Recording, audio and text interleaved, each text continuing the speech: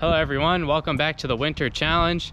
Today we are out here at the local elementary school because it is the weekend and it is really warm today, but it also is really windy. And if you watched in my last video, I was messing around with all the fancy features in Betaflight and just turned all of them off, and that resulted in a pretty raw feeling quad. But I actually really enjoyed how that felt. It kind of reminded me of OG KISS, like KISS V1. So I'm going to leave all those features off again today just to see what happens. So enjoy the flight, like the video if you liked it, and get subscribed if you want to see more content like this in the future. It really helps me out a lot. Thanks for watching.